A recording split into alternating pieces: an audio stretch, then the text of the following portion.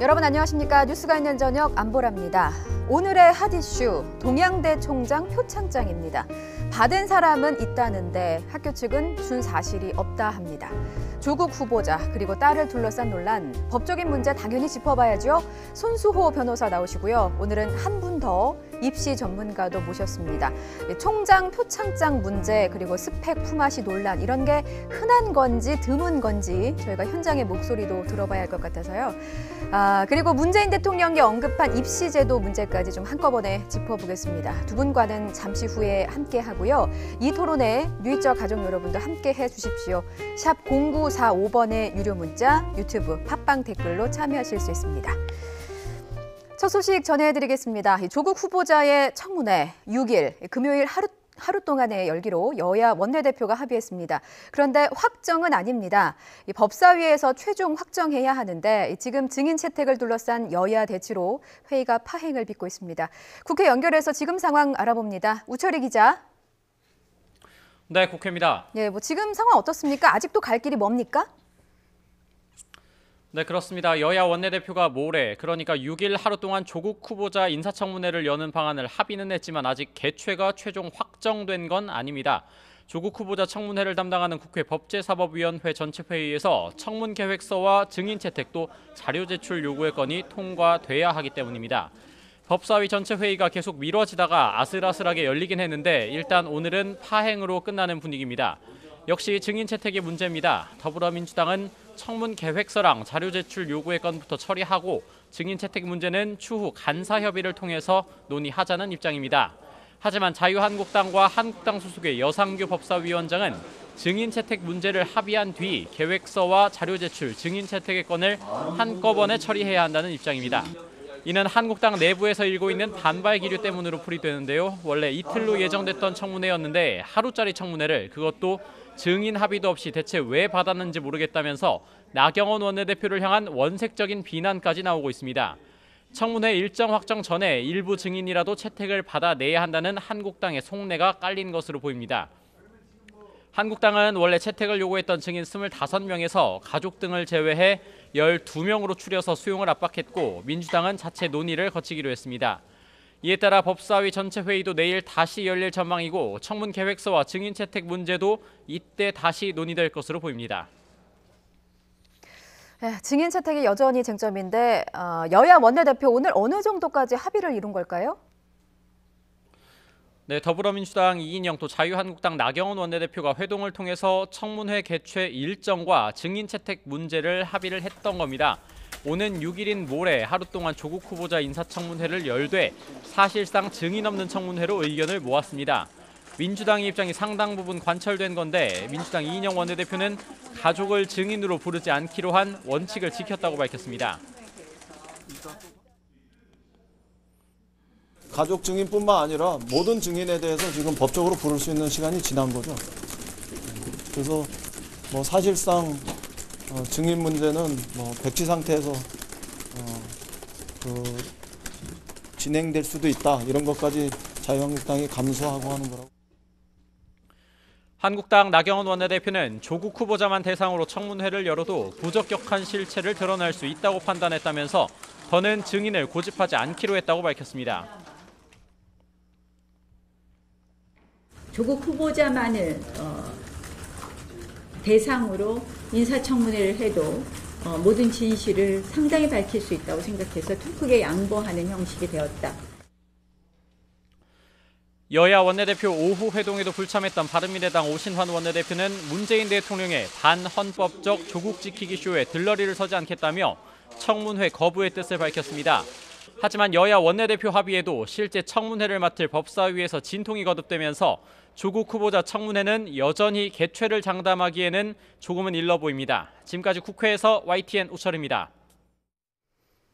여야가 조국 후보자의 청문회를 열기로 합의했다는 소식에 청와대도 반응을 내놓았습니다. 늦었지만 다행이라는 입장이고요. 윤도한 청와대 국민소통수석은 청문회를 통해서 모든 의혹이 말끔히 해명되길 바란다고 밝히기도 했습니다. 또 덧붙인 말은 조국 후보자가 기자간담회를 통해서 그동안 제기된 의혹들을 해명했지만 간담회를 보지 못하고 왜곡 보도를 접한 분들은 여전히 의혹을 떨치지 못했을 수도 있다. 청문회에서 의혹이 해소되길 바란다고도 말했습니다. 자유한국당이 기자간담회에서 조국 후보자 딸의 생활기록부를 공개했죠. 유출 경로를 두고 논란이 커지고 있습니다. 한국당은 공익제보다 이렇게 선을 그었는데 민주당은 검찰이 흘렸을 가능성을 제기했습니다. 이 생활기록부는 본인과 수사기관만 발부받았다는 겁니다. 이 내용은 최기성 기자가 정리해드립니다. 자유한국당 주강덕 의원이 최근 조 후보자 딸의 한영애고 생활기록부 내용을 잇따라 공개한 것과 관련해 더불어민주당은 긴급 최고위원회의를 소집했습니다.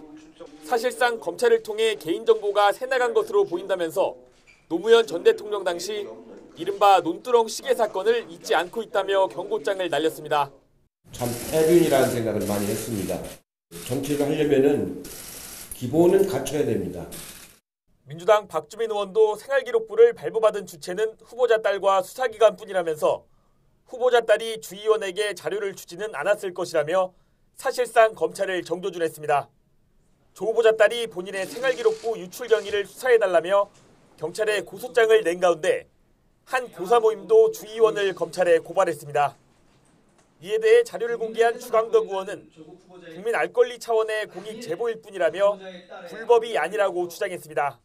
우리 대학생들이 촛불을 들고 청년들이 분노하고 좌절하고 국민들께서 이런 후보만큼은 대한민국 법무부 장관이 돼서는 안 된다라는 국민들의 목소리를 듣고 조 후보자가 국회에서 기자간담회를 연 것에 대해서도 논란이 계속되고 있습니다. 민주당이 국회 회의장을 의원 총회 목적으로 빌린 뒤 조 후보자가 기자간담회 장소로 쓴 건 국회 내규 위반이라는 지적입니다. 실제 국회 청사회의장 사용 내규에는 허가받은 목적외로 사용하는 경우 사무총장이 사용 허가 취소나 사용 중지를 지시할 수 있다고 돼 있습니다. 대한민국 국회가 이렇게 특정 후보를 돕는 것이 옳은 일이라고 생각하십니까? 규정에 대해서는 이걸 좀 규정은 위반된 거죠? 예, 내규는 명확히 더 좀 검토를 좀 해보겠습니다. 바른미래당은 이른바 김영란법을 어긴 것이라며 검찰에 고발했지만 민주당은 해당 회의장은 그동안 다양한 형태로 사용해왔다면서 법적으로 아무 문제가 없다고 반박했습니다. YTN 최기성입니다. 검찰 수사 소식도 짚어보겠습니다. 오늘은 조국 후보자 일가족이 14억 원을 출자한 사모펀드 투자처 대표가 참고인으로 조사를 받았습니다. 검찰이 집중적으로 들여다본 것은 조 후보자 가족이 투자한 뒤에 관급공사를 잇따라 수주한 경위입니다. 조성호 기자입니다.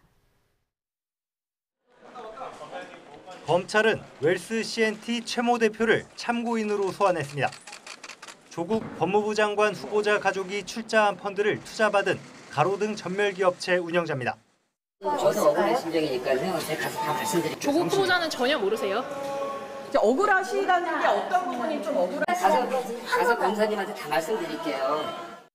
후보자의 부인과 자녀, 처남 가족은 지난 2017년 7월 모두 14억 원에 이르는 돈을 호링크 PE의 사모펀드에 출자했고 호링크는 이 돈 대부분을 웰스 C&T에 투자했습니다. 웰스 C&T는 이후 공공기관 47곳에서 177건의 사업을 따냈습니다. 매출도 2017년 17억여 원에서 이듬해 30억여 원으로 크게 늘었습니다. 검찰은 이 회사와 펀드 운용사인 코링크의 자금 흐름을 분석하면서 조 후보자 일가의 투자 배경을 파악하는 데 주력하고 있습니다. 최 대표를 상대로도 코링크 펀드를 투자받은 경위와 관급공사를 수주하는 과정을 집중적으로 조사한 것으로 전해졌습니다. 코링크는 비상장사인 웰스 C&T를 코스닥 상장사와 합병해 우회 상장을 통한 시세 차익을 노렸다는 의혹을 받고 있습니다.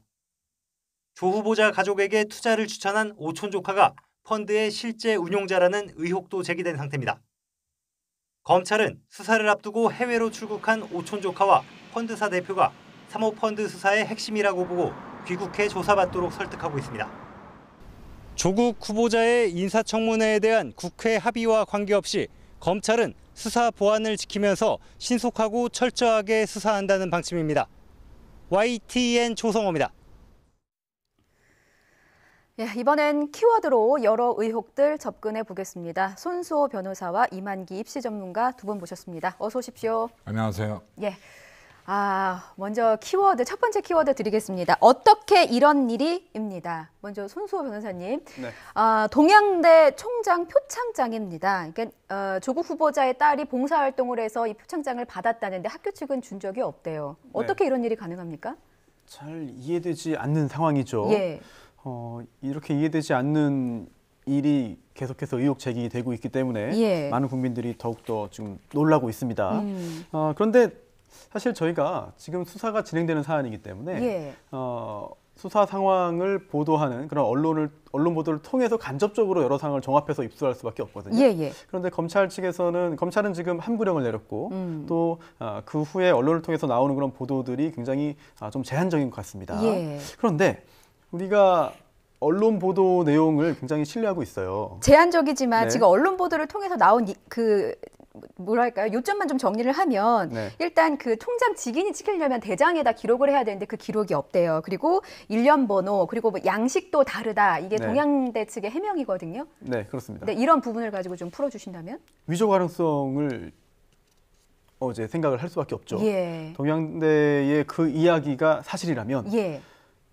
위조 가능성이 상당히 높은 겁니다. 그렇다면 형사처벌 대상이 되는 거고 예. 도대체 누가 어떤 이유로 언제 어떻게 문서를 위조했는가 또 그렇게 위조된 문서를 어떻게 사용했고 그로 인해서 어떠한 이익을 얻었는가 예. 여기에 조국 후보자가 관여한 정도는 어디까지인가 관여를 했다면? 네, 예. 또는 전혀 관련이 없는 사안인가 예. 등등을 따져봐야 되는 것인데 그런데 이것도 좀 혼란이 생겨요. 예. 왜냐하면 애초에 유력 일간지 한 보도, 오늘 아침 보도에 따르면 내부 공문도 조국 딸 관련해서 총장상 수상 없음이라고 예. 이런 제목이 달고 나왔는데 그 내용을 보면 또 예.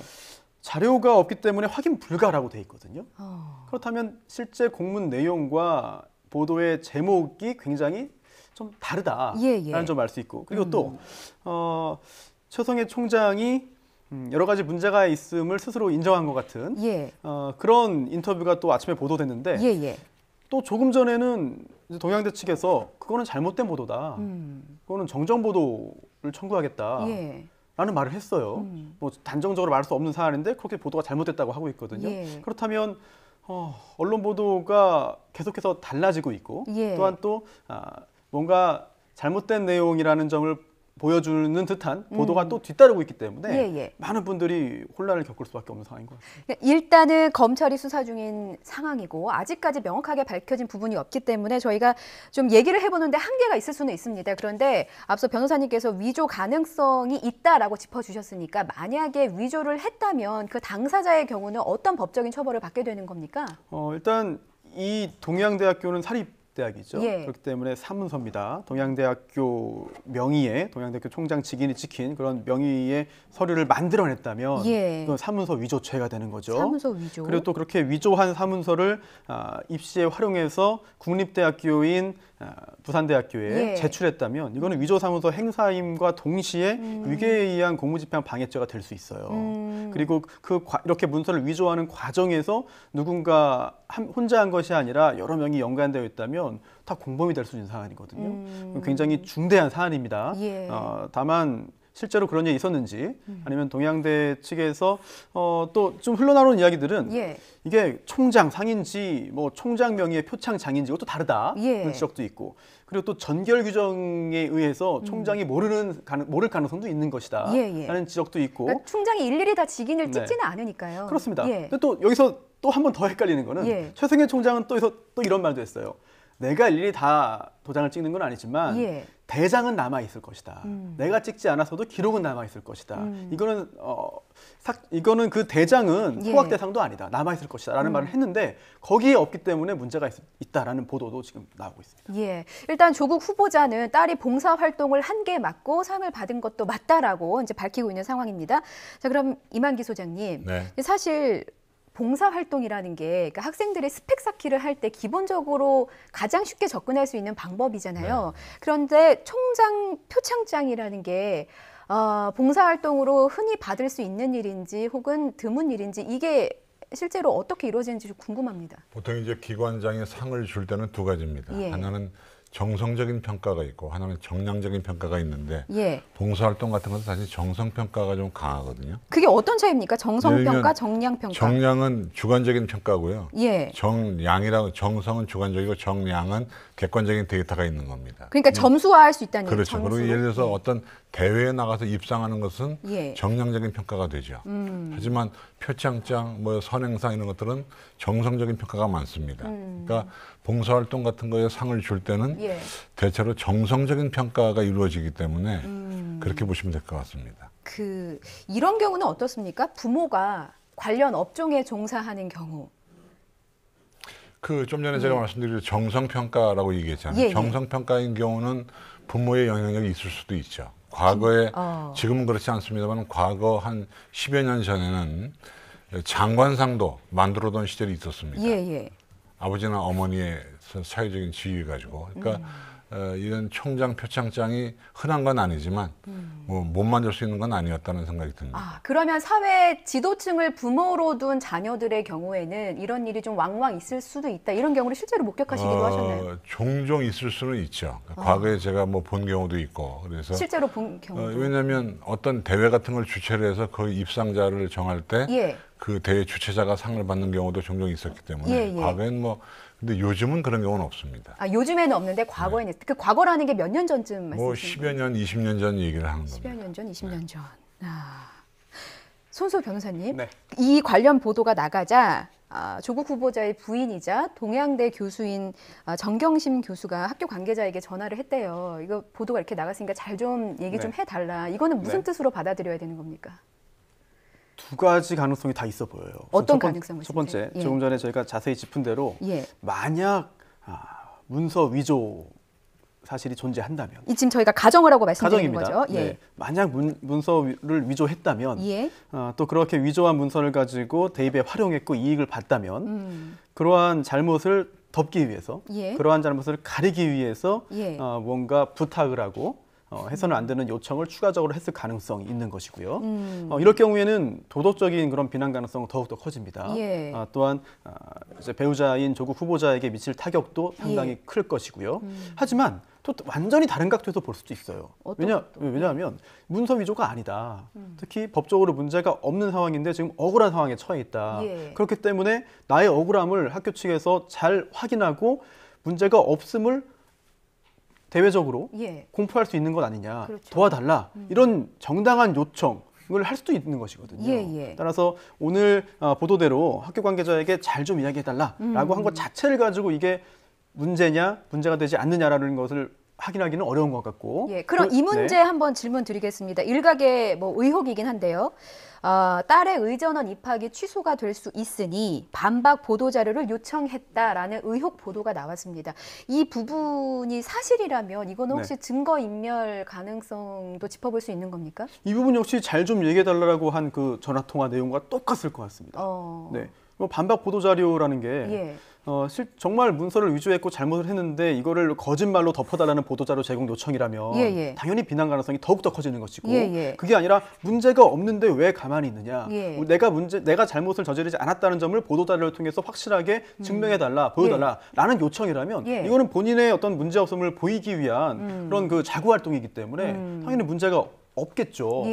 따라서 다시 원점으로 가는 거예요. 정말 위조했느냐 그렇지 않고 정상적으로 문서가 작성되었고 발급받았고 입시에 활용했느냐 여기에 따라서 모든 평가가 달라질 수 있습니다. 그렇군요. 지금 저희 방송 보시면서 유튜브에서 국민 보수에서 중도로라는 아이디 쓰시는 님께서 사실 확인 전에는 사문서 위조죄를 들먹이지 말아야 한다고 생각합니다라고 의견 주셨습니다. 그러니까 저희가 여러 가지 가능성에 대해서 짚어보고 있는 상황입니다. 검찰 수사가 진행 중이고 아직 확인된 바가 없기 때문에 이런저런 가능성에 대해서 짚어보고 있다는 점 다시 한번 말씀드리겠습니다.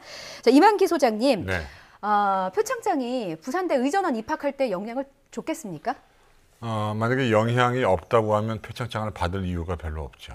그걸 적을 이유도 없고. 예. 그러니까 만약에 자기소개서 같은 데 적었다면 영향을 고려해서 적은 거기 때문에 예.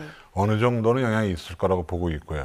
또 만약에 영향이 없다 하더라도 분명히 긍정적인 요인으로는 작용을 했다. 그렇게 얘기할 수 있습니다. 그렇게는 볼 수 있다. 긍정적인 요인으로. 부산대 의전원 자소서에 근데 뭐 여러 표창장 받았다고 해서 그거를 일일이 다 쓸 수 있는 게 아니라 그게 인정되는 어떤 수준이랄까요? 그런 게 있다고 하더라고요. 뭐 총장이나 대학교 총장이면 거의 장관급이지 않습니까? 예. 그분한테 받은 상은 뭐 어느 정도 위력이 있죠. 총장이나 도지사, 뭐 장관급 이상의 수상 실적만 기재하도록 돼 있다. 일단 부산대 의전원 자소서에 그 기준이 그렇게 돼 있는가 봅니다. 의전원 입학 자소서에 혹시 이름을 한자로 노출한 부분에 대해서는 어떻게 보십니까? 이게 블라인드 원칙에 좀 어긋난다고 보시는지요? 그러니까 이제 그 당시 의전원 부산대는 잘 모르겠습니다. 요즘에 블라인드 면접은 수험 번호를 가리게 돼 있고요. 이름을 가리게 돼 있고 출신 학교를 가리게 돼 있습니다. 그러니까 중요한 것이 이제 이름을 노출했다는 것은 사실 블라인드 면접의 원칙에 어긋나는 것이고 요즘은 그래서 대학에서 어떻게 하냐면 학생부 종합 전형을 할 때 이름을 다 가리고요. 수험 번호도 임시 번호를 발급을 합니다. 그래서 그 아이의 원래 수험 번호를 모르게 하는 것이 원칙이기 때문에 만약에 이름을 노출했다고 하면 블라인드 면접 원칙에 어긋난 겁니다. 그럼 SNS는 어떻습니까? 뭐 자신의 페이스북이나 뭐 트위터나 이런 SNS를 노출하는 부분도 근데 이제 그 아이디가 문제가 되겠죠. 아이디가 만약에 본인임을 알 수 있으면 위배가 되는 것이고요. 본인임을 모를 수 있으면 뭐 위배가 안 되겠죠. 그렇군요. 자, 이번에는 두 번째 주제로 좀 넘어가 보겠습니다. 두 번째 주제는 서류가 뿅입니다. 서류가 뽕뿅 하고 나타났습니다. 서울대 환경대학원 장학금 논란과 관련한 건데요. 일단은 이 서울대 환경대학원 측에서는 이 장학금 신청자와 추천 교수가 적힌 서류는 이미 폐기가 됐다라고 밝혔는데 압수수색 결과 이 서류가 발견됐다고 합니다. 손수호 변호사님, 이 서류 어떤 의미가 있습니까? 우선 장학금 관련된 논란도 굉장히 큰데요.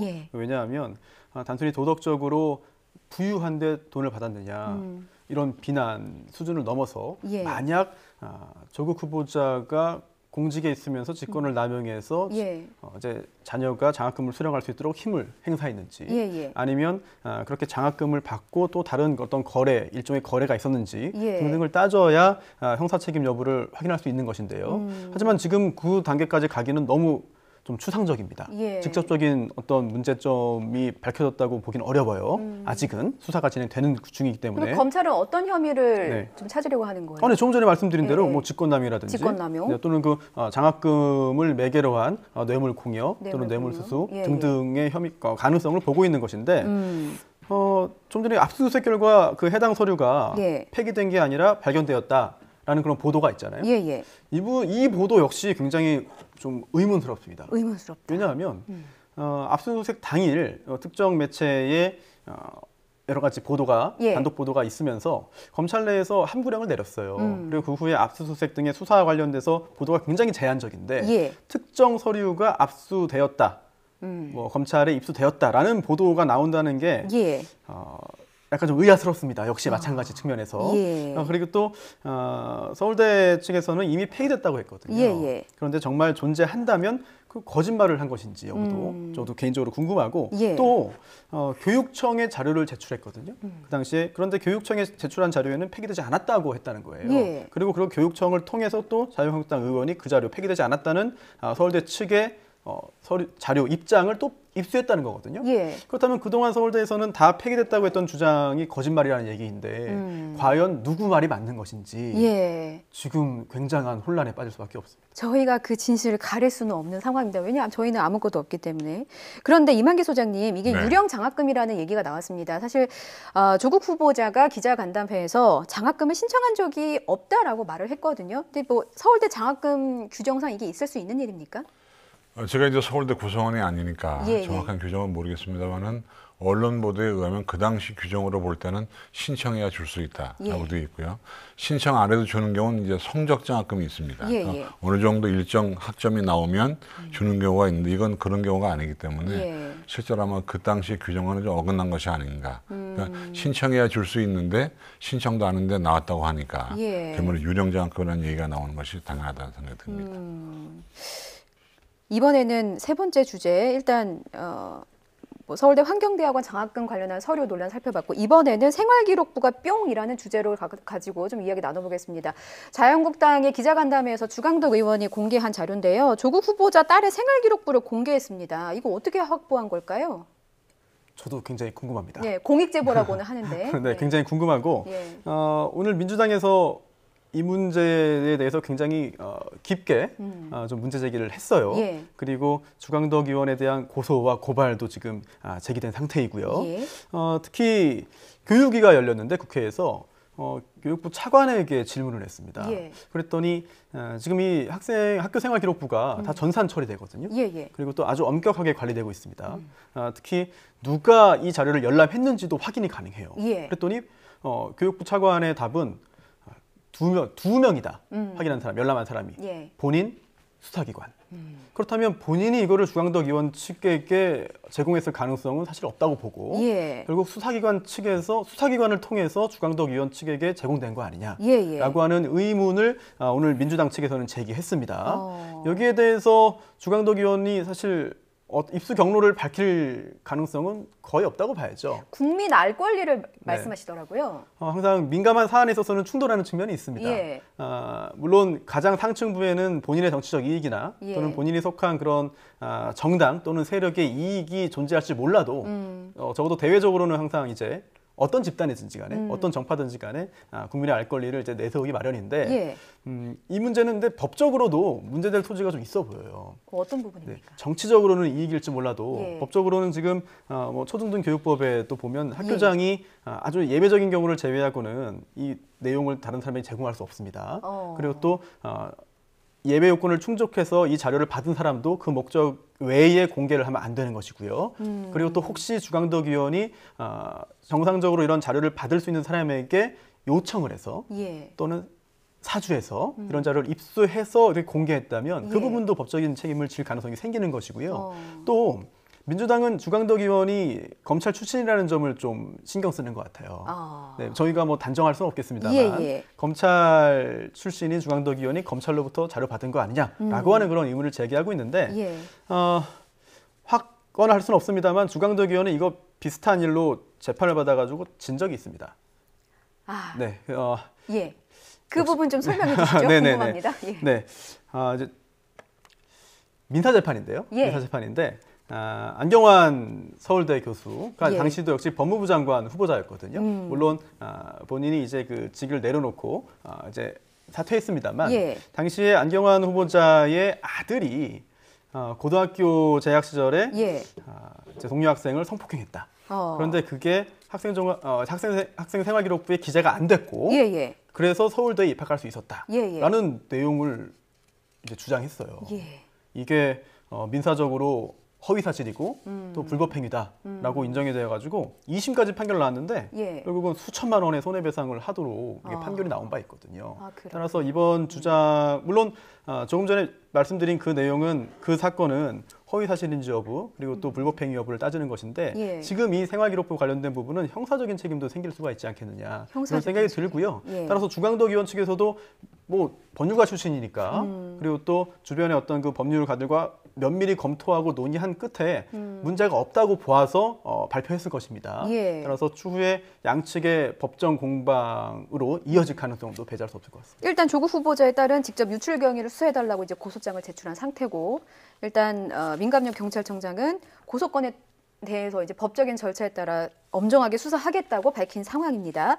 자, 이만기 소장님, 이 주강덕 의원의 또 주장을 살펴보면 그 생활기록부를 보면 조국 후보자 딸의 영어 내신을 공개했어요. 4등급에서 6등급을 받았다. 그런데 어떻게 영어를 잘해서 의학 논문의 제일 저자가 된 것이냐 의문을 제기했는데 이게 일각에서는 또 외고 내신을 잘 몰라서 하는 말이다라는 얘기도 있거든요. 그러니까 외고 내신이 어떤 식으로 좀 운영이 되는 것인지 궁금합니다. 일단은 뭐 그 아버지 청문회 때문에 자녀의 성적이 공개된 것 자체가 상당히 그 안타까운 일이기도 하고. 근데 이제 우리가 이걸 알아야 됩니다. 등급은 9등급으로 나눠집니다. 그래서 이를테면 상위 4%까지가 1등급이고 예. 11%까지가 2등급이고 쭉 나눠 가거든요. 그러니까 4등급 정도면은 어느 정도냐면 한 40% 정도가 되는 겁니다. 예, 그러니까 예. 100명 가운데 40등 정도 하는 것이고요.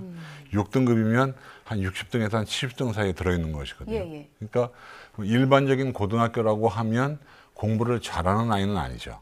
근데 문제는 이제 외고란 말입니다. 그리고 그 당시의 외고는 엄청나게 좋은 고등학교들이 많았습니다. 왜냐하면 이제 전과목 시험 봐서 가던 시절이기 때문에. 그러니까 일괄되게 이제 얘는 4등급이니까 공부를 못해 이러면 안 되고 하지만 그럼에도 불구하고 외국서 살다 온 애가 영어가 4, 5, 6등급을 왔다 갔다 했다는 얘기는 영어가 그렇게 뛰어난 아이는 아니었다. 이렇게 볼 수 있는데 문제가 뭐냐면 이제 저도 많이 봤습니다만 외국서 살다 온 애들이 한국식 영어 시험에 적응을 잘 못합니다. 그래서 성적이 안 나오는 경우가 종종 있습니다. 아마 이 아이도 그럴 경우도 이제 있지 않을까 하는 생각을 가지고 있어요. 네, 그런 부분도 좀 짚어주셨고요. 다음 주제 알아보겠습니다. 다음 주제는 진실 게임입니다. 장영표 교수와 조국 후보자 사이의 진실 게임입니다. 조국 후보자 딸의 의학논문 제1저자 등재와 관련해서 검찰이 장영표 교수에 대해서 소환 조사를 했습니다. 일단 조국 후보자는 모르는 사이다, 연락도 하지 않았다라고 얘기를 했고, 장영표 교수의 경우는 조국 후보자의 부인이 자신의 아내를 통해서 인턴 참여를 부탁한 것으로 기억한다, 이렇게 얘기를 했습니다. 손소 변호사님, 이 진실 게임 어떻게 이루어질까요? 조금 전에 진행자가 언급한 이 두 사람의 이야기, 얼핏 보면 모순되는 것 같지만 또 잘 뜯어보면 모순되지 않을 수도 있습니다. 어떤 부분입니까? 네, 정말 조국 후보자는 장영표 교수를 직접 모를 수도 있죠. 그리고 또 장영표 교수의 해명대로 이제 두 사람의 배우자, 아내들 사이에 어떤 의사소통이나 여러 가지 이야기를 통해서 이 일이 진행될 가능성도 있는 것이기 때문에 사회적인, 도덕적인, 윤리적인 그런 평가와 별개로 논리적으로 본다면은 두 사람의 이야기가 다 성립 가능한 상황이긴 해요. 그리고 또 지금 장 교수에 대한 조사가 있었습니다. 그런데 보도에 따르면 피의자로 불러서 조사한 건 아니고 참고인 조사라고 합니다. 아직은. 이 신분이 좀 중요하잖아요. 그렇습니다. 아직은 참고인 조사예요. 그런데 어느 순간 언제라도 피의자로 전환될 수는 있기 때문에 일단 참고인으로 불러서 이야기를 듣고 그 내용과 다른 압수물 등의 어떤 조사 결과 등과 맞춰보고 이제 신분이 바뀔 가능성은 있는 것입니다. 하지만 적어도 지금까지는 장영표 교수는 참고인이고요. 또 조사를 받으면서 한 이야기가 보도가 되진 않고 있어요. 네, 그렇기 때문에 과연 장 교수가 어떤 입장을 수사기관에서 밝혔는지 알 수 없고, 또 언론과 언론인들에게 한 이야기와 실제로 검찰에서 검사 또는 검찰 수사관 앞에서 한 이야기가 다를 수도 있습니다. 그런 것도 많이 있거든요. 따라서 좀 더 시간이 지나 봐야 이 장영표 교수의 입장 또는 당시에 장영표 교수가 어느 정도까지 알고 있었고 그런 상황에서 어떤 행동을 했는지 정도를 확인할 수 있을 것 같습니다. 그렇군요. 이만기 소장님께는 이 주제 드리겠습니다. 스펙 품앗입니다. 그러니까 아까도 저희가 잠시 짚어봤습니다만 부모가 사회 지도층일 경우에는 서로 뭐 인턴 품앗이, 뭐 스펙 품앗이, 그러니까 서로 자녀의 입시를 도와주는 이런 행동들이 어느 정도로 좀 성행하는지가 궁금합니다. 이제 입시 그 상황이 그때와 지금 좀 다릅니다. 그러니까 지금은 학생부 종합전형그래서 내신 위주의 전형이 이루어지고 있는데 그 당시에는 비교과가 컸거든요. 그러다 보니까 이제 서로 이렇게 도와주는 품앗이가 유행처럼 있었어요. 그 실사례 몇 개만 좀 들어주실 수 있겠습니까? 예를 들면 뭐 지금 이런 경우, 만약에 그렇다면 모르겠지만 장 교수님과 조 교수님 사이에 서로 뭐 로스쿨 인턴 했다는 거 아닙니까? 뭐 소문에 의하면 그러니까 그런 일이 많았다는 거죠. 또 뭐 지금도 가끔 있잖아요. 우리 애를 너희 회사 인턴 시켜주면 뭐 너희 아이를 우리 회사 인턴 시켜주겠다 이런 경우도 있고, 또 뭐 논문도 마찬가지 그런 경우가 옛날에는 많았어요. 논문 말씀하셨는데 그게 논문이 사실 인턴 과정의 결과물이잖아요. 이것이 결국에는 입시에 얼마나 영향을 줬는가 이 부분이거든요. 그게 이제 굉장히 예민한 문제죠. 근데 이제 그 당시에 고려대학교의 입시 요강을 보면 그 세계 선도 인재 전형이라고 하는 것 자체가 일종의 그 외국어 특기자 전형 같은 겁니다. 물론 정확한 거는 입학사정관 전형이지만 그 전에까지 외국어 특기자였기 때문에 이 비교과의 위력이 컸단 말입니다. 근데 이제 이 친구는 외고를 나와서 이공계 대학을 진학한 거 아니에요? 예. 근데 거기다가 자기소개서 논문을 썼단 말입니다. 근데 이제 조 교수님이 그런 말씀하셨죠. 논문을 낸 적이 없다. 예. 이것은 사실은 본인만이 아는 것인데 미루어 짐작한다는 거기에 고려대학이 제출 서류가 12개 이내였어요. 예. 근데 자기소개서에 그 쓴 내용을 뭔가 근거를 내야 대학에서 인정할 거 아니에요. 예, 예. 근데 이제 문제가 뭐냐면 그 당시에도 논문을 낼 때 논문 전체를 내는 게 아닙니다. 그러니까 논문의 표지, 또 그 아이의 이름이 들어있는 페이지 한 2페이지 내기 때문에 그거 이제 근거 자료를 냈는데 그 논문을 냈다고 볼 수도 있고 안 냈다고 볼 수도 있고. 근데 어쨌든 이공계에 진학을 한 거기 때문에 비록 외국어 특기자임에도 불구하고 영향이 없다고 볼 수는 없었다. 문과생이 이공계 진학을 하면서 그렇죠. 그러니까 사실 외고생이 논문을 써서 이공계 대학에 진학한 거 아니에요? 그렇죠. 그러면 예를 들면 교수님들 입장에서는 신기할 거라고요. 너 외고인데 어떻게 이런 논문을 썼느냐. 그래서 면접 때 물어볼 수도 있고 또 근거를 요구할 수도 있고 뭐 그런 상황이 벌어진 거죠. 그러니까 이것이 당락에 결정적인 영향은 아닐지언정 긍정적인 요인은 있었다. 영향이 없다고 얘기하기는 좀 쉽지 않다. 물론 외국어 전형이라 하더라도. 예. 조국 후보자나 고려대 측은 영향이 없었다고 해명하긴 했습니다만. 영향이 없다고는 했는데요. 문제는 이제 그 영향이 있냐 없냐는 그 당시 평가자만이 아는 것이지. 그렇죠. 대학의 지침하고는 관계가 없는 것이죠. 어쨌든 정성평가겠네요. 그죠? 그때 이제 보통 사정관은 두 부류가 있거든요. 전임 사정관이 있고 위촉 사정관인데 위촉 사정관은 교수들입니다. 그러면 이제 교수 입장에서는 아무래도 환경생태공학부라고 하더라도 관심이 있을 거라고요. 그런 부분도 짚어주셨고요. 자, 이번에는 손소 변호사님께 이 키워드 드리겠습니다. 검찰 수사입니다. 검찰 수사가 진행 중이고 일정 부분 혐의가 드러나더라도 이게 중요한 거는 결국에는 조국 후보자가 관여를 했느냐 안 했느냐 이 부분이 좀 판가름이 나야 되지 않겠습니까? 그러니까 조국 후보자가 만약 모든 일을 다 몰랐다고 한다면 법적인 책임은 물을 수는 없는 거겠죠? 우선 지금 수사가 전방위적으로 진행되고 있는데요. 이걸 통해서 일단 조국 후보자와 별개로 볼 때 누군가 범죄를 저질렀다면 그에 대한 책임은 져야 되는 것이고요. 또 반대로 수사는 굉장히 수사의 의의가 뭐냐면 잘못이 있는 사람을 처벌하는 것도 있지만 수사해봤더니 잘못이 없더라라고 확인해주는 것도 굉장히 중요한 수사의 기능입니다. 그렇죠. 따라서 누가 잘못이 있다면 누가 잘못을 했고 잘못이 없다면 그 부분은 또 어떻게 정리가 되는 그런 측면이 앞으로 진행이 될 테고요. 또 설령 누군가 잘못을 저질렀다 하더라도 그게 곧바로 조국 후보자의 범죄라고 보긴 어려워요. 물론 사회적인 어떤 도덕적인 윤리적인 측면에서의 비난은 별개로 하고 법적으로 조국 후보자의 행위를 어떻게 평가할 수 있느냐. 이 부분은 냉정하게 나눠서 볼 필요가 있습니다. 다만 이거는 법적인 측면이고요. 지금 장관 후보자로서의 적합성 측면은 또 다릅니다. 왜냐하면 설령 조국 후보자 본인의 법적인 책임이 없다 하더라도 가족들이 수사를 받는 상황이라면 또 가족들의 혐의가 좀 더 구체화된다면 그런 수사를 받는 사람의 가족이 장관으로서 이렇게 검찰 상부에 있을 수 있느냐 이런 지적은 사실 굉장히 뼈아플 수 있거든요. 따라서 법적인 책임을 논하는 부분과 또한 장관으로서의 적합성을 논하는 부분은 다른 측면으로 진행될 수 있겠습니다. 관련해서 저희 뉴이쪽 가족들의 의견 잠깐 소개하면요. 유튜브에서 남푸른 하늘님께서 진실이 무엇이건 밝혀지면 그 책임은 꼭 져야 할 것입니다라는 의견 주셨고 3558님의 경우는 부모의 스펙과 인맥이 아이의 합격률을 높인다는 사실은 변함이 없다. 대한민국 법도 보직도 그들만의 세상이다. 이렇게 자조적인 의견을 또 주셨습니다. 그러면 저희가 이제 이 부분을 짚어봐야겠습니다. 소장님, 입시제도 개선이라는 키워드입니다. 지난 주말에 문재인 대통령이 입시제도 개선할 방법을 좀 찾아봐라 이렇게 주문을 했고요. 오늘 교육부가 논의에 착수했습니다. 어떤 안들이 나올까요? 일단 이제 10년 전에 벌어진 일을 가지고 이제 요번에 그 지적을 하시는 건데 실제로 보면은 할 수 있는 게 별로 없어요. 아마 교육부가 상당히 지금 골치 아플 겁니다. 왜냐하면 작년에 1년 동안의 공론화를 거쳐서 만들어놓은 제도가 2020학년도 입시제도인데 아직 실행도 못하고 또 그걸 개선해야 되는. 근데 나올 수 있다면 두 가지입니다. 한 가지는 정시 모집 수능 전형을 확대하는 거.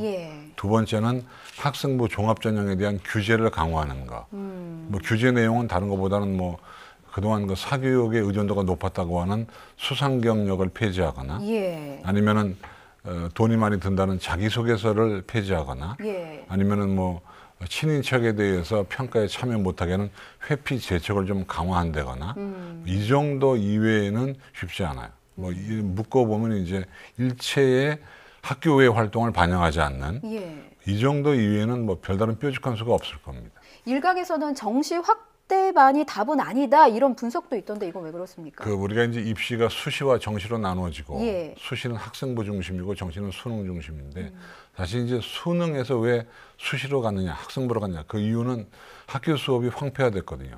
문제풀이가 되고 그러다 보니까 근데 그렇게 해서 문제가 많아서 좀 축소시킨 전형을 다시 확대한다 그러면 옛날의 어려움이 또 나올 거 아닙니까?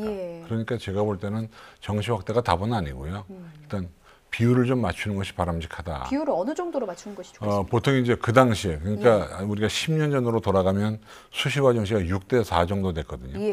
근데 6대 4면은 수시에서 못 뽑은 인원수를 정시에 넘기는 수시 2월이 있는데 그거 하면 한 5대 5가 됩니다. 그때는 별 불만이 없었습니다. 그러니까 뭐 내신이 안 좋은 친구들은 정시에 가면 되고 내신이 좋은 친구는 수시에 가면 되기 때문에 제 개인적인 견해는 5대 5 정도가 좋겠다. 개인적인 견해입니다. 입시 전문가가 보시기에는 5대 5 정도. 그렇죠. 왜냐하면 지금 이제 자사고나 특목고 애들은 내신이 불리하니까 논술에 매달려서 수시에 대학을 가거든요. 근데 그런 거 좀 낭비라고 치면은 5대 5 하면 각자의 길을 갈 수 있어요. 자기 강점에 따라서. 그래서 저는 그래서 한 6대 4로 가고 실제로는 5대 5가 되는 이것이 제일 낫지 않냐라고 보고 있습니다. 분석 잘 들었습니다. 두 분 말씀을 좀 여기까지 들어야겠습니다. 오늘 고맙습니다. 고맙습니다. 뉴스가 있는 저녁은 60초 뒤에 이어집니다.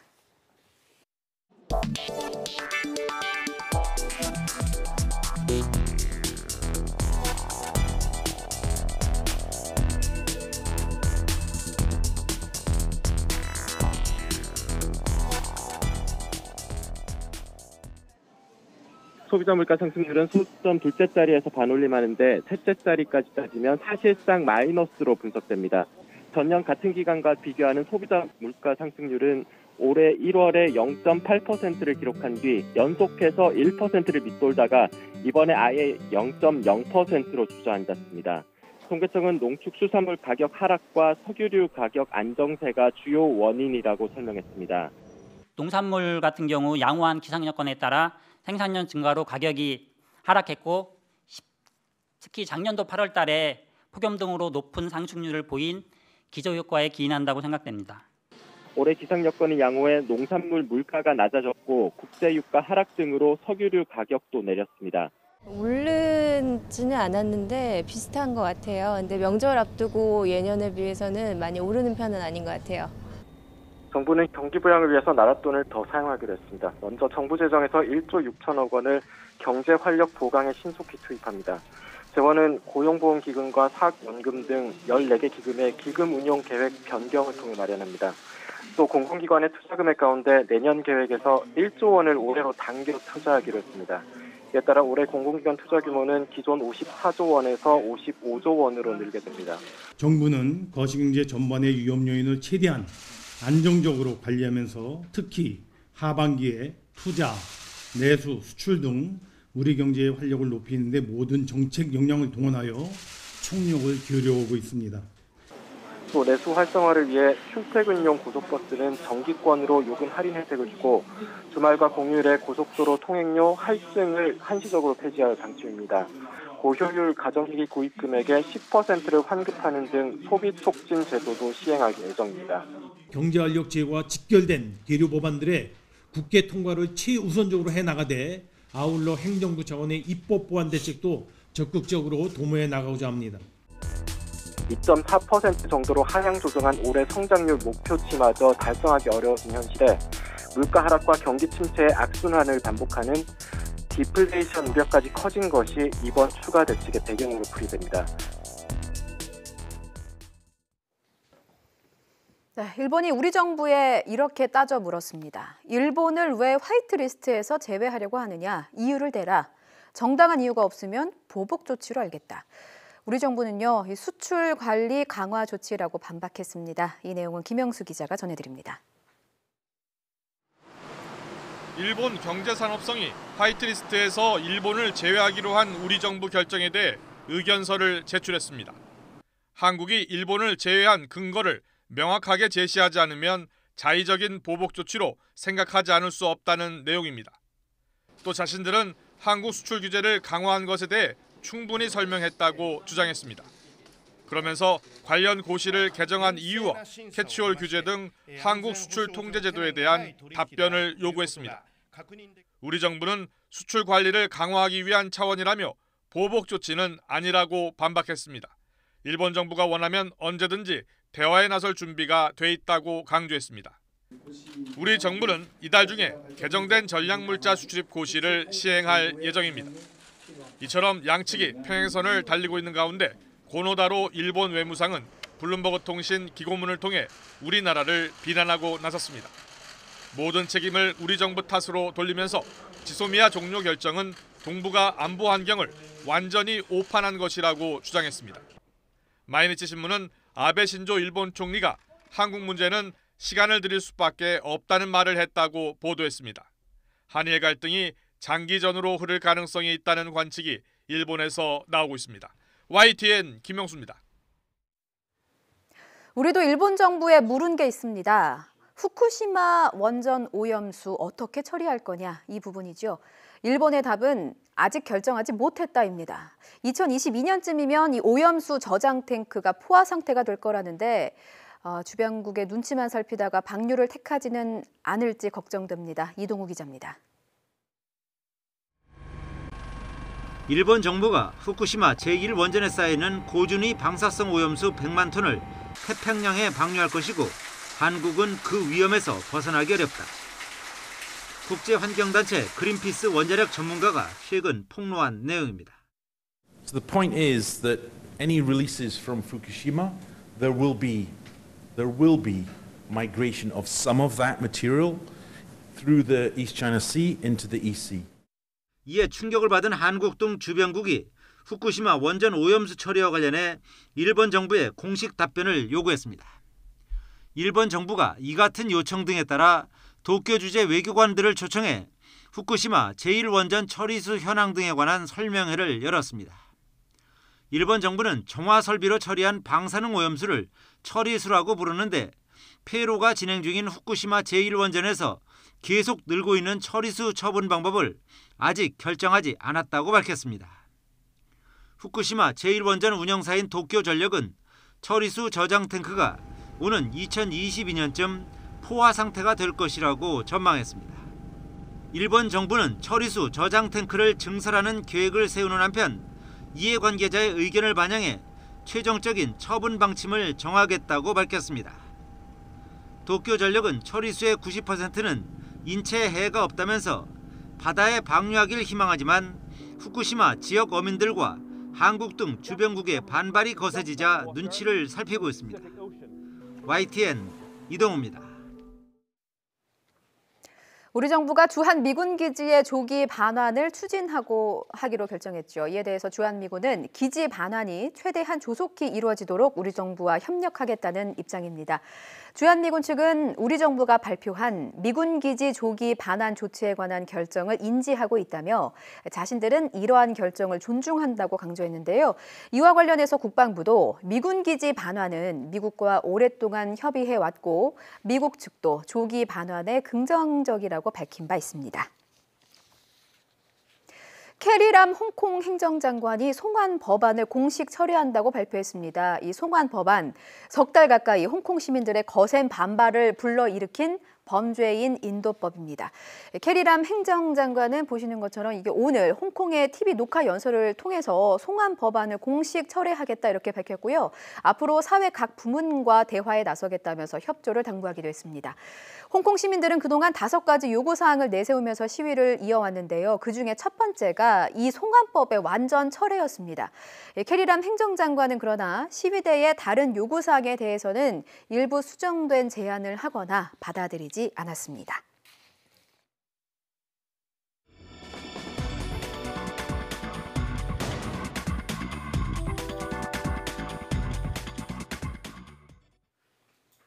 브리핑이 있는 저녁입니다. 이현아 기자와 함께합니다. 어서 오십시오. 안녕하십니까? 예, 오늘 첫 소식 들어보겠습니다. 네, 대형마트 직원들이요 고객을 상대로 심각한 수위의 비하 발언을 주고받고 희롱한 사건입니다.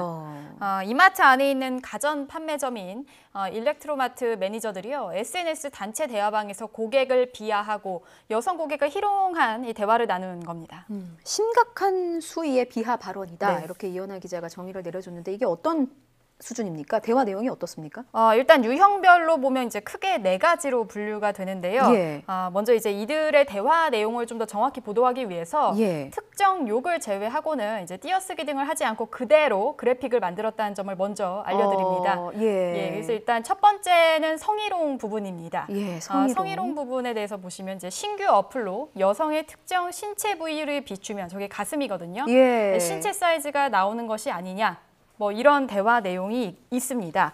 자, 그다음 이제 두 번째 유형인데요. 예. 사실 이 두 번째 유형은 시민단체가 가장 심각하다라고 지목한 부분입니다. 예. 바로 고객 컴퓨터 정보 유출과 성희롱 대화인데요. 지난해 6월부터 7월 사이 한 고객이 수리 맡긴 컴퓨터에 저장된 사진 중에 예. 일부입니다. 연인 나체 사진이 있었는데 이 사진을 단톡방에 공유하고 예. 주고받은 내용입니다. 예, 이것은 이제 총 지금 보시는 저런 내용들이 들어가 있고요. 예. 그다음에 이제 세 번째는 고객 욕설 비하 부분입니다. 예. 매장을 찾은 고객들에게요. 돼지 같은 뭐 X들 그리고 뭐 XX들 머리에 무엇이 들었나 등의 욕설이 이어지고 있습니다. 그다음 이제 마지막 부분이 노인 폄하 부분이었습니다. 예. 매장 안에 이제 노인이 좀 많은 날이었나 봅니다. 그래서 이 관련 상황에 대해서 본인들끼리 얘기를 하는데 틀딱 놀이터네 이렇게 언급을 하고 있습니다. 틀딱이 뭐냐면요. 예. 틀딱은 이제 틀니를 한 노인을 비하하는 말입니다. 그래서 이제 이런 해당 단체 대화방에 들어간 사람들이 예. 뭐 강원도, 뭐 제주, 목포, 대구 등 전국의 매장에 소속된 이마트 매니저들인데요. 예. 이 방에 한 10여 명 정도가 참여된 것으로 이제 알려지고 있습니다. 그래서 이번 사건을 예. 공개한 시민단체 측은요, 이제 가장 큰 문제로 앞에서는 고객을 대우하는 척, 뒤에서는 뭐 심한 비하, 폄하, 뭐 욕설, 성희롱, 심지어 정보 유출까지 됐다는 사실이 충격적이다. 예. 앞으로 어떤 소비자들이 마음 놓고 이 이마트에 물건을 사고 맡길 수 있겠냐 이런 공식 입장을 밝히기도 했습니다. 이게 저희가 이제 그래픽으로 보여드렸는데 직접적으로 앵커나 기자가 좀 언급하기 좀 어려울 정도로 조금 비하 발언이 좀 심했던 것 같습니다. 그런데 네. 이마트 측은 이런 내용을 제보를 받았는데도 뭐 어떤 아무런 조치가 없었다고 해요. 맞습니다. 이 사건의 제보자가요. 예. 사실 지난 3월에 바로 이마트 측에 제보를 했지만 아무런 조치가 없었고 예. 그래서 이후에 시민단체에 제보를 한 겁니다. 예. 시민단체 이야기 직접 들어보시겠습니다. 이마트 고객센터하고 본사 신문고에 이걸 알렸습니다. 구체적 사실을 알렸거든요. 이마트 측에서 굉장히 민감하게 책임 있게 이거를 조사를 하거나 조치를 하거나 했어야 되는데, 그거를 그렇게 하겠다는 언질도 없고 느낌을 못 받은 거죠. 그러니까, 제보자로서는 이걸 더 이상 이마트에 얘기해봤자 안 되겠구나, 이렇게 판단을 하고 이것을 사회적으로 공론화해야 되겠다라는 생각으로 시민단체에 제보하게 된 것입니다. 네, 이제 현재 이마트 측에서는 이 제보자의 신고 내용에 묵살당했다는 주장에 대해서요. 예. 이 비슷한 내용 신고가 접수됐지만 증거 자료 등을 받지 못해서 조사에 나서지 못했다라고 해명했습니다. 예, 이번 사건과 관련해서 이마트의 공식 입장이랄까요? 있습니까? 네, 이마트 측은 이제 직원들의 부적절한 일탈 행위로 무리를 일으켜서 죄송하다 이렇게 밝혔습니다. 네. 또 뒤늦게 개인정보를 유출하고 비하 폄하 대화한 이 직원들을 경찰에 수사 의뢰했다 이렇게 밝혔는데요. 예. 해당 직원들의 혐의는 이제 정보통신망법의 불법 정보 유통 금지와 명예훼손 등입니다. 이어서 이제 이마트는 경찰 수사 결과를 보면서 이 사규에 따라서 해당 직원들의 직무 배제와 징계 회부 등을 결정하겠다. 이렇게 밝혔습니다. 예, 이게 언제부터 이루어진 것인지도 좀 밝혀져야 할 것 같습니다. 네. 다음 소식도 들어보겠습니다. 예, 다음 소식은요. 경찰이 신상 공개 결정이 내려진 피의자 얼굴을 공개할 때 예. 머그샷을 활용하는 방안을 검토 중입니다. 예, 머그샷이 뭡니까? 네, 머그샷이요. 바로 이제 범죄자의 인상 차기를 기록한 사진입니다. 그러니까 뭐 쉽게 얘기해서 범죄자 신원을 정확히 이제 확인하는 목적으로 뭐 경찰서 유치장 등에서 이름표 혹은 뭐 이제 수임번호 등을 들고서 피의자 정면 그리고 측면.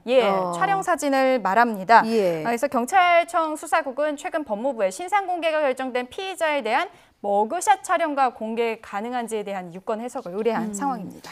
근데 궁금합니다. 경찰청이 왜 갑자기 이런 내용을 법무부에 의뢰한 겁니까? 네, 바로 전 남편 살인 사건인 피의자 고유정 관련 때문입니다. 관련 사건, 고유정 사건은 2차 공판까지 진행이 됐었고요. 매번 이 피의자 고 씨가 긴 머리를 이용을 해서 자신의 얼굴을 가려왔습니다. 일명 이제 커튼 머리라고 불리는데 커튼처럼 머리카락으로 가려서 얼굴이 보이지 않는다는 뜻이죠. 그렇습니다. 지난 1차 공판 당시 한 시민에 의해서 이제 고유정의 머리채가 잡히고 공격하는 사건까지 벌어졌었죠. 그래서 당시에도 이제 현장에서 머리카락으로 얼굴을 가리지 마라 이런 목소리가 굉장히 높았습니다. 그래서 결국에는 그 두 차례 있던 재판 모두 이렇게 머리카락으로 얼굴을 가리게 됐기 때문에 피의자 고 씨의 얼굴 공개가 지난 6월 7일에 제주 동부경찰서 유치장 진술 녹화실 이동 시점이 유일했던 상황입니다. 그런데 이 피의자 고유정에 대해서는 이 신상을 공개하기로 경찰이 결정을 했잖아요. 그렇습니다. 경찰이 이미 지난 6월이었습니다. 특정 강력범죄 처벌에 관한 특례법에 이제 따라서요. 신상정보 공개 심의위원회를 열었습니다. 그리고 이제 위원회에서 피의자 고 씨의 얼굴과 실명, 나이 등 신상을 공개하기로 결정을 한 바 있었습니다. 그런데 이렇게 머리카락으로 얼굴을 다 가리고 나오면 경찰이 이렇게 강제로 얼굴을 공개하고 그럴 수는 없는 건가요? 네, 현재 경찰 공보규칙에 따라서요. 신상 공개 대상 얼굴을 이제 공개할 때는 얼굴을 드러내 보이기 위한 적극적인 조치가 아닌 얼굴을 가리는 조치를 취하지 않는 방식으로 해야 하기 때문입니다. 굉장히 소극적이네요. 네, 그렇습니다. 그래서 즉 이제 신상 공개 대상이 되는 피의자가요. 얼굴 공개를 반복적으로 회피해도 이를 제재할 수가 없는 상황인 겁니다. 그래서 이제 현재 경찰이 피의자의 신상을 공개할 수 있다는 조항을 피의자 얼굴을 사진 촬영에 공개하는 것이 가능하다고 해석해도 되는지에 대한 유권 해석을 의뢰한 것입니다. 그렇군요. 우리나라에 머그샷 도입이 있었습니까? 국내 범죄자에 대한 머그샷 도입은 이제 한 번도 없었고요. 그리고 또 이번처럼 수사기관이 피의자에 대해서 머그샷을 공식적으로 검토 요청한 적도 없습니다. 그래서 이렇기 때문에 학계에서도 머그샷 논의가 이뤄진 적이 없습니다. 하지만 이제 취재 결과요. 현장 전문가들은 이 머그샷 도입에 대해서 상당히 신중해야 한다. 이렇게 목소리를 높이고 있습니다. 이유가 있습니까? 네, 그렇습니다. 바로 이제 무죄 추정의 원칙과 인격권에 반할 수 있다는 건데요. 전문가의 이야기 직접 들어보시겠습니다. 피고인이라도 그 법원의 확정 판결 이전에는 시민으로 존중해 주라라는 원칙인데요. 이 원칙이 있는 이유는 하나는 아직 범죄자가 아닌 자의 인격권이나 사생활의 보호 같은 것도 있고요.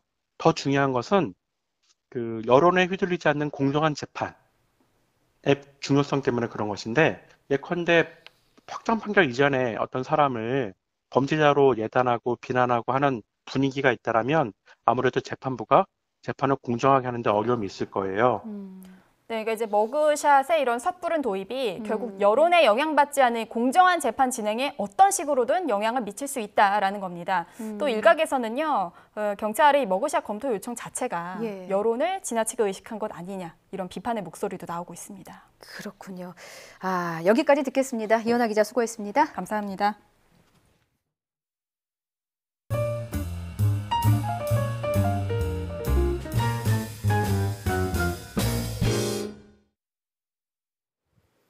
(13호) 태풍 링링 점점 한반도로 올라오면서 힘이 붙고 있습니다. 세력이 좀 강해진다는 얘기입니다.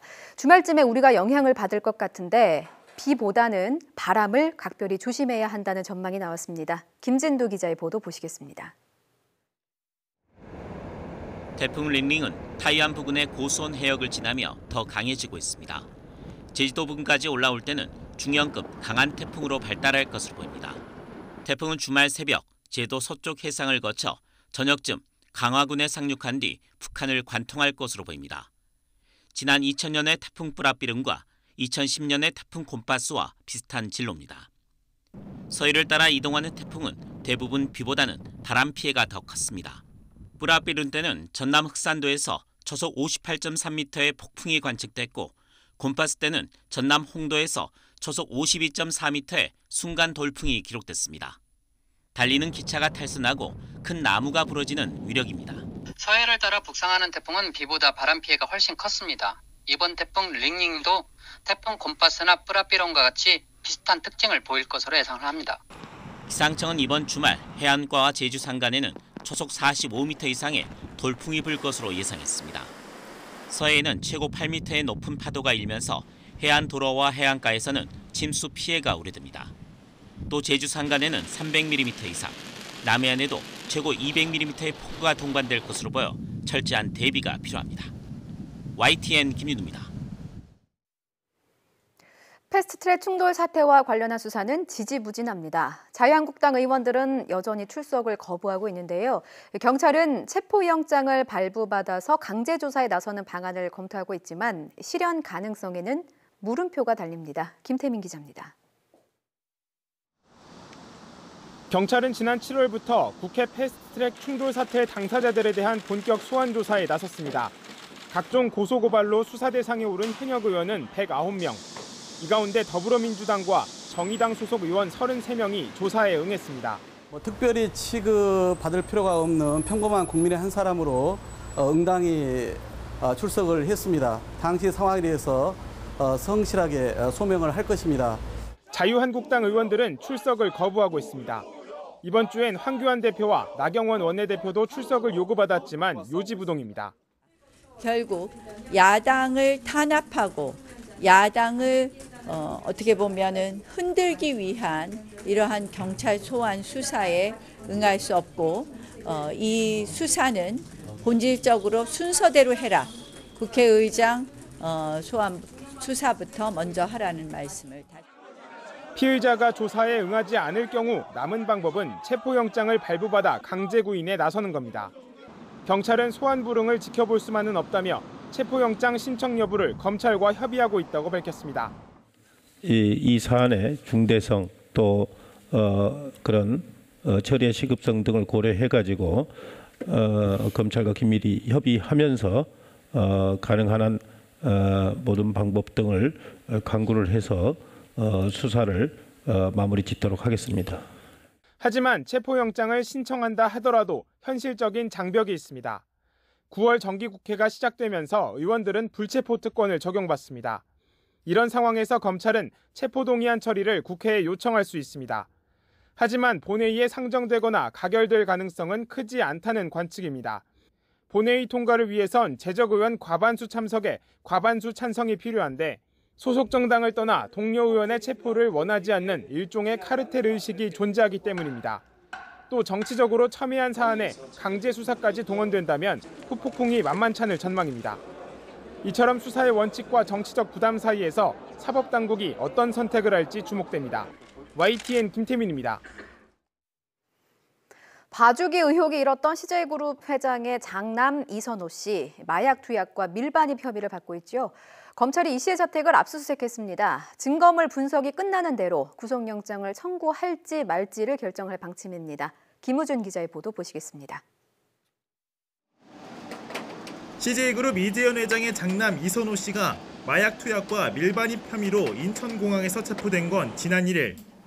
당시 이 씨의 여행 가방에선 액상 대마 카트리지와 대마 사탕, 젤리가 무더기로 나왔습니다.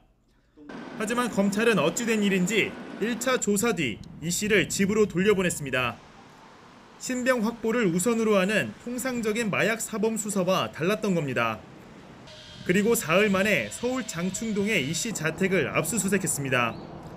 이번에도 봐주기 의혹이 불거졌습니다. 이 씨의 CJ 사무실 등이 압수수색 대상에서 빠졌기 때문입니다. 회사 부분에까지도 한다면 좀 더 진정한 압수수색의 의미로 좀 봐질 수 있는데 자택으로 돌아가는데 자택에 대해서만 하는 것은 조금 아쉬움이 남긴 합니다. 논란을 의식한 듯 검찰은 이 씨에 대한 모발 감식을 의뢰하는 등 원칙대로 수사하고 있다고 설명했습니다. 이 씨는 상습 투약과 공범 가능성을 의심받고 있는 상황. 검찰은 압수수색을 통해 확보한 증거물 분석이 끝나는 대로 구속영장 청구 여부 등을 결정할 방침입니다. YTN 김우준입니다. 보복 운전 혐의로 재판에 넘겨진 배우 최민수 씨가 징역 6개월에 집행유예 2년을 선고받았습니다. 억울한 심정을 내비쳤는데 직접 들어보시죠. 최민수라는 단순히 대중에 알려진 사람이라는 그 조건 하나로 저에게 이제 좀 약한 점이라고 생각하는 그런 부분을 갖고 무조건 경찰서를 가자. 당신 가만두지 않겠다. 나중에는 무슨 산에서 왜 내려왔느냐. 연예인 생활 못하게 하겠다. 이게 말입니까? 그런 말을 듣고 누가 참습니까? 그래서 저 손가락 욕했어요. 그래서 후회하지 않는다라는 겁니다. 마지막으로 항소에 대한 부분은 생각 좀 해볼게요. 예.